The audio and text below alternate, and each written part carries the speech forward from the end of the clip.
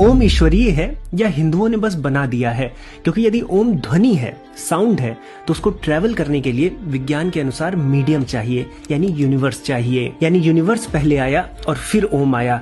लेकिन हिंदू यहाँ पर क्लेम ये करते हैं कि पहले ओम था और उससे यूनिवर्स की रचना हुई है। तो एक पैराडॉक्स क्रिएट करता है, आइए इसको समझते हैं। अब साथियों, जैसे विज्ञान वेव्स को हर्ट्ज की रेंज के अनुसार बांटता है, वैसे ही जो हिंदू दर्शन है वो तरंगों को, वेव्स को 4 भागों में बांटता है, परा, पश्यंती, मध्यमा और बैखरी। और जहाँ विज्ञान हमारे थॉट्स को, विचार को ब्रेन वेव्स यानी इलेक्ट्रिकल वेव्स की तरह देखता है और साउंड को मैकेनिकल वेव की तरह देखता है, हिंदू दर्शन सभी तरह की वेव्स को इन्हीं 4 कैटेगरी में रखता है। और हिंदू दर्शन ये भी मानता है कि वेव्स फिजिकल होने के साथ साथ नॉन फिजिकल भी होती हैं। जैसे जब आप कुछ बोलते हैं तो वहाँ 4 तरह की तरंगे होती हैं। एक तो जब आपने बोल दिया, वाणी जो सुनाई दी, उसे हम बैखरी कहते हैं। लेकिन यदि उसी बात को आप मन में बोलते हैं तो उससे रिलेटेड तरंग को हम मध्यमा बोलते हैं। और उस बात को बोलने का जो विचार उठता है, उस तरंग को हिंदू दर्शन पश्यंती कहते हैं। और मन में जो विचार उठे हैं उसको वाणी में बदलने की जो शक्ति है, उसके स्रोत को परा कहा जाता है। और परा के स्तर पर जो तरंग होती है